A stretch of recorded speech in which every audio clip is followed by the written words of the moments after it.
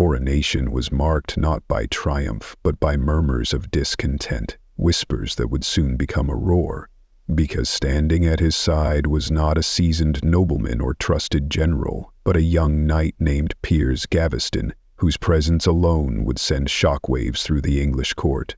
Gaveston was not of royal blood, nor was he particularly well liked by the nobility, yet Edward lavished him with titles, wealth, and unprecedented influence, elevating him above men of far greater stature.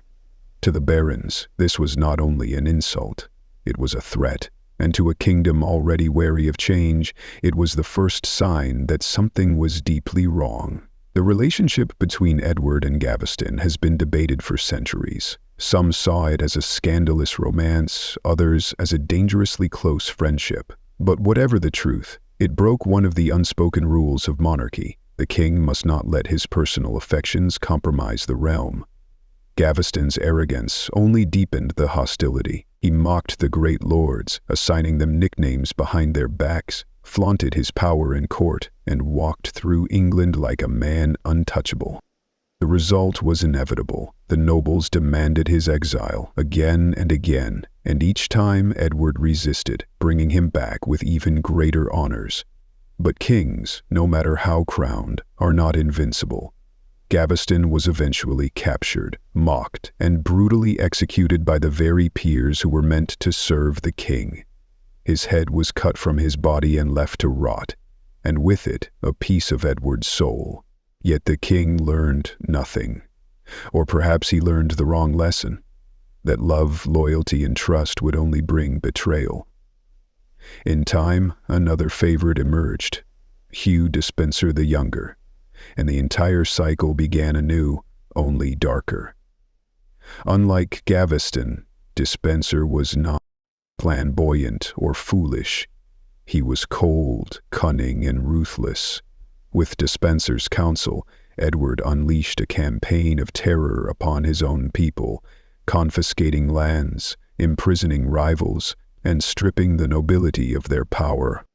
England became a kingdom ruled not by law, but by vengeance. Despenser's enemies, and there were many, were starved, mutilated, drawn and quartered in public squares. And those who whispered against him often vanished, swallowed by castle walls or drowned in prison cells. But history has a rhythm, and tyranny, even when cloaked in royal robes, always sows its own destruction. The barons who once feared Edward now despised him, and most damning of all, his own queen, Isabella of France, turned against him. She had once stood at his side, bearing him heirs and enduring his indifference. But after years of humiliation and isolation, her sons taken from her, her voice silenced, she found in exile not despair, but resolve. In 1325, Isabella traveled to France under the guise of diplomacy. There, she met Roger Mortimer, a powerful English noble who had escaped Edward's wrath.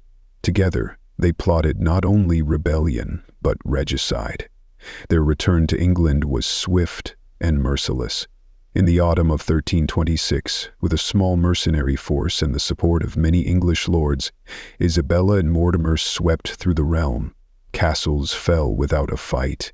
Cities opened their gates. Edward and Despenser fled west, but nowhere was safe. The storm they had summoned could not be outrun. Despenser was captured first.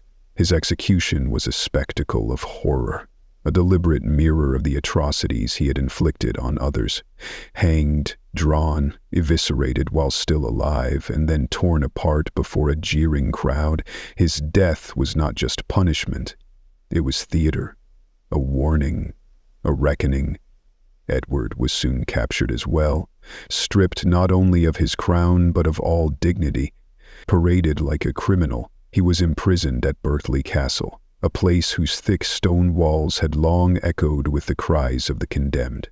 And here, history enters shadow. The records say little of his final days. Officially, Edward died of natural causes in September of 1327. But natural death rarely stirs 7 centuries of speculation. Almost immediately rumors swirled, dark, vivid, unforgettable. Chroniclers whispered that a red-hot iron had been thrust into the king's body through the anus, a punishment designed to leave no visible wounds while delivering unspeakable agony. Some claimed his screams could be heard miles away. Others said he was suffocated with a mattress, drowned in a bath, or poisoned by his captors. The truth may never be known. What is certain is this: Edward's death was no accident. It was a sentence, a message, a final erasure of a man deemed unworthy of the crown he had inherited. But why such cruelty? Why such precision? The answer lies not in the politics of the day, but in the symbolism of the punishment itself. In medieval society, where masculinity was tied to power and sexuality to sin, Edward's rumored preferences and affections made him an easy target for moral outrage. By allegedly killing him in a manner designed to humiliate, his enemies were not only eliminating a threat, they were rewriting his story, reducing a king to a cautionary tale, transforming his legacy into an eternal warning that deviation from the expected, whether in politics, love, or identity, would not be tolerated. Yet even centuries later, Edward's ghost refuses to vanish. Some records suggest he may have escaped, that he lived out his days in secrecy, wandering Europe in monk's robes, penning letters to the son who now ruled in his place. These accounts are fragmentary, disbelieved by many, and yet they persist, because perhaps on some level we want him to have survived. To believe that a man so crushed by fate might have found peace beyond the reach of power. But maybe that's the real tragedy, that in a world built on violence and vengeance, even the hint of mercy feels like a myth. Edward II's death marks more than the end of a reign. It reveals the fragility of kingship, the dangers of desire, and the horrifying ease with which humanity can cloak cruelty and justice. The stone walls of Berkeley Castle still stand today, silent and imposing. But listen closely, and you might still hear the echo of a voice once royal, once broken, whispering of betrayal, of pain, of a death meant to be forgotten but forever remembered. The tale of Edward II's brutal end may have slipped into myth, but it opened a dark chapter in English history where the crown was no longer a divine right, but a game piece, movable, breakable, and blood-stained. In the power vacuum that followed, the architects of his downfall, Queen Isabella and Roger Mortimer, stood triumphant, cloaked not only in velvet and ermine, but in hubris. For a moment they ruled from behind the throne, propping up Edward's teenage son, Edward III, as a puppet king. But the boy would not remain a puppet for long, and history would remind Isabella and Mortimer, as it had reminded Edward before them, that power once stolen is never safe in human hands. Yet while Edward III bided his time and plotted in silence, the kingdom reeled from the aftershocks of his father's murder. The people had seen too much. The nobles had spilled too much blood, and those who thought themselves gods on earth would soon be humbled, for the 14th century had only just begun to unfold its horrors.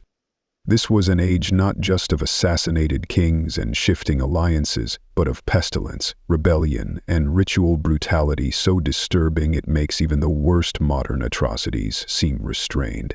Across Europe, famine swept through villages, reducing proud cities to graveyards. Crops failed, livestock died in droves, and mothers abandoned their own children to the merciless cold. Starvation drove people to madness. Cannibalism, once relegated to nightmares, became a whispered reality in some parishes. Priests who once preached mercy now begged the heavens for relief while watching their congregations die in the pews. And then, as if summoned by the sins of mankind, came the plague. But before the Black Death blackened the soil of England, another form of rot took hold, one not of the body, but of the soul.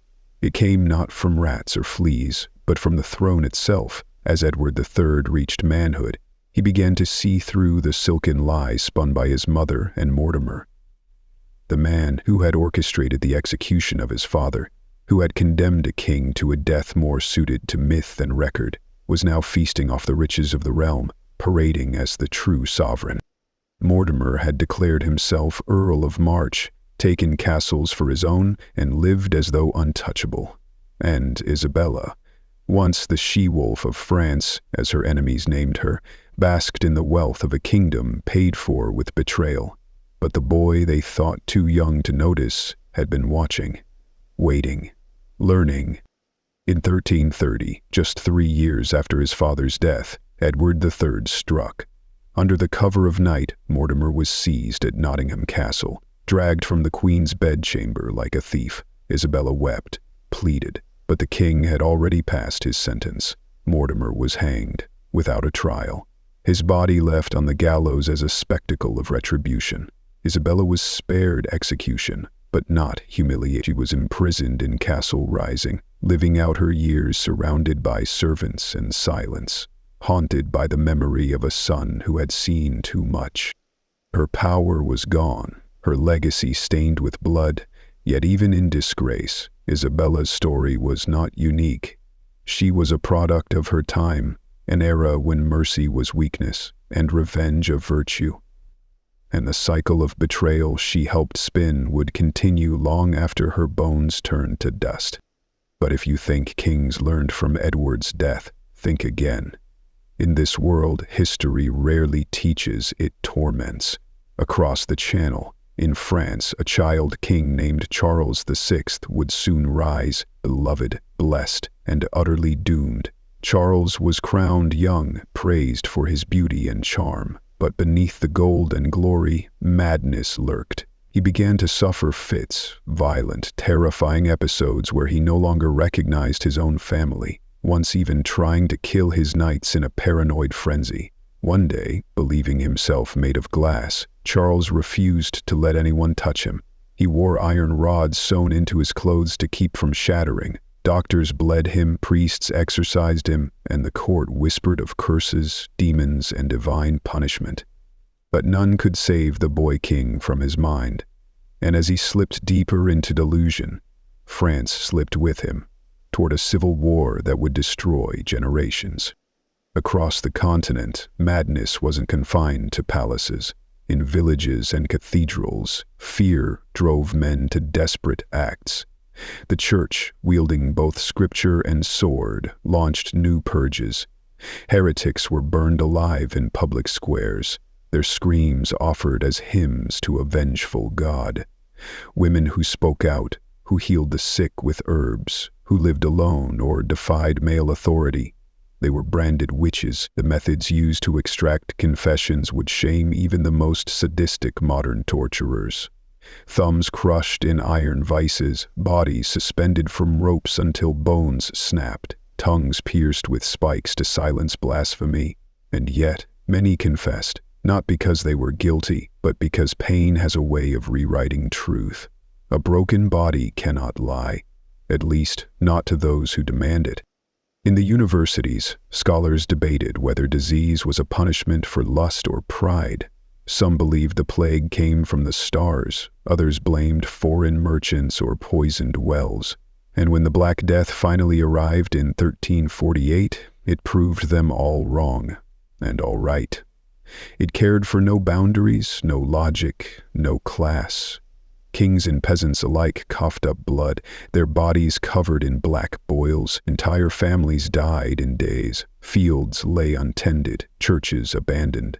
Gravediggers collapsed into the pits they dug. At its peak, the plague was killing so many that bodies were left in the streets, rotting in the sun. The stench alone was said to drive people mad. In some places, priests refused to administer last rites, terrified they'd catch the sickness. In others, flagellants marched through towns, whipping themselves bloody in hopes that their suffering might appease divine wrath. Yet through it all, the structure of medieval society held firm, not because it was strong, but because it was too afraid to break. Rituals continued, executions resumed, and power, ever hungry, passed from hand to blood-stained hand. In this world, justice wasn't blind. It was theatrical. Punishments were designed to terrify, not to reform. The The condemned were hanged, then cut down and disemboweled before they died. Heads were boiled in tar and placed on spikes above city gates. Adultery could lead to mutilation, theft to branding or amputation, and treason, well, treason was a performance. It had to be public. It had to be grotesque, because the message was always the same: obey or suffer. But perhaps most unsettling of all was how easily cruelty became tradition. In royal courts, the line between punishment and ritual was often blurred. Take the strange case of Charles II of Navarre, who died in 1387 after falling gravely ill. His doctors, following a bizarre medical practice, soaked his body in alcohol and wrapped him in linen soaked with brandy. A servant, ordered to stitch the linen tight, brought a candle too close to the fabric. In seconds, the king burst into flames. Screaming, thrashing, burning alive, his death was not swift. It was agony. And yet, no one was punished, because the act was not seen as murder, but as the price of royal medicine gone awry. This was a world that mixed superstition with power, medicine with madness, and law with legend. A world where kings were gods until they weren't, where queens could raise armies and still die forgotten, and where a man could lose his life not for what he did, but for what he represented. The story of Edward II was not a cautionary tale. It was a prophecy, a reminder that in the shadows of history, cruelty is not the exception. It is the custom, and those who wear crowns are never safe from the blade. And so we arrive at the final act, not of one man's downfall, but of a world built on suffering, spectacle, and secrets buried beneath centuries of stone and silence. The medieval age did not simply pass into history. It burned itself into the flesh of every generation that followed. What began with the brutal demise of Edward II unfurled into an era soaked in blood and bound by ritualized violence, where kings were slain like common thieves, and the sacred became inseparable from the grotesque. It was not just a matter of politics or religion. It was psychological, societal, deeply human, because in the dark corridors of medieval power, cruelty wasn't hidden. It was embraced, elevated to ceremony, wrapped in robes and offered up to crowds like communion. This communion, if the death of Edward II was an execution disguised as justice, the centuries that followed would perfect that dark art. Take the fate of Jan Hus, the Czech priest, whose only crime was preaching reform and condemning the corruption of the church. In 1415, he was promised safe conduct to defend his ideas before a council of Europe's most powerful clergymen. But the promise was a lie. He was chained, tried for heresy, and condemned. On the day of his execution, Hus stood barefoot, dressed in rags, a paper crown upon his head painted with devils. They lit the pyre beneath his feet, and as the flames rose, he sang hymns until the smoke stole his voice. His ashes were thrown into a river, as if even his memory could not be allowed to linger. But linger it did. His death sparked revolts, uprisings, and generations of bloodshed across Bohemia, because some fires cannot be extinguished, not even by rivers. And while the church waged war on heresy, monarchs across Europe turned to bloodletting of their own. In England, the Wars of the Roses turned the country into a graveyard of noble ambition. Brother turned against brother, cousin against cousin, all for the throne. Edward IV, Richard III, Henry VI names, etched in blood and betrayal. One by one, claimants to the crown were murdered, executed, or simply vanished. The most haunting of all, the princes in the Tower.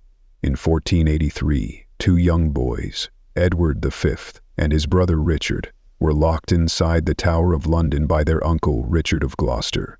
Weeks later, they were gone. No burial, no ceremony, just silence. Their disappearance still haunts England. Were they smothered in their sleep, buried beneath the stones, or spirited away to live in obscurity? No one knows. But Richard took the crown, and years later he would lose it at Bosworth Field, his body hacked and pierced left naked in death. His final words, recorded in legend, a horse, my kingdom for a horse." Yet these were not isolated tragedies. They were symptoms of a deeper disease, a civilization built on order, terrified of chaos, and willing to sacrifice anyone to preserve the illusion of control. In Spain, this fear birthed the Inquisition. What began as an effort to root out religious dissent became a machinery of torture unrivaled in its cold precision. Accused heretics, often Jewish or Muslim converts, were subjected to trials where guilt was assumed and confession extracted through devices so grotesque they seem invented by sadists. The rack, the strappado, the iron pair. These were not tools of truth, they were instruments of fear. A theater of pain designed to remind the faithful that questioning authority was a sin punishable not just by death, but by torment. And still, in the quiet corners of Europe, stranger rituals unfolded. Rituals more ancient than Christianity, hidden beneath layers of folklore and blood. In the forests of Central Europe, midsummer festivals included fertility rites so primal they blurred the line between celebration and sacrifice. In the Scottish Highlands, tales were whispered of sin-eaters, men paid to consume bread placed on the corpses of the dead, believing they were ingesting the sins of the deceased. These men were shunned, feared, yet needed, living repositories of humanity's darkest impulses. Men who carried guilt not their own, dying alone, cursed by tradition. And in the icy north, Viking blood still lingered in the bones of Norse-descended kings. In Icelandic sagas we find stories of blood eagles, ritual executions in which a victim's ribs were split from the spine and lungs pulled outward, forming a pair of wings. Whether it truly happened or was symbolic doesn't matter. The belief in it was real, and belief in the medieval world was often more powerful than truth. As the Renaissance dawned, promising light and reason, the darkness did not disappear, it merely changed shape. In Italy, the Medici ruled through poison and politics. In Eastern Europe, a prince named Vlad earned a reputation so terrifying he became legend. Vlad the Impaler. A man who defended his land by striking terror into the hearts of enemies, impaling them on long stakes and leaving their writhing bodies as warnings. His cruelty inspired not just dread, but myth. Centuries later, his name would mutate into something darker, Dracula. But perhaps the most disturbing truth of all is not what was done, but what was accepted. These acts of horror were not seen as aberrations. They were justified, explained, defended. Because in the minds of those who ruled, violence was not cruelty. It was necessity, a divine order, a cosmic balance. To punish was to purify. To kill was to preserve peace. And in that logic, there is no limit to what can be done in the name of righteousness.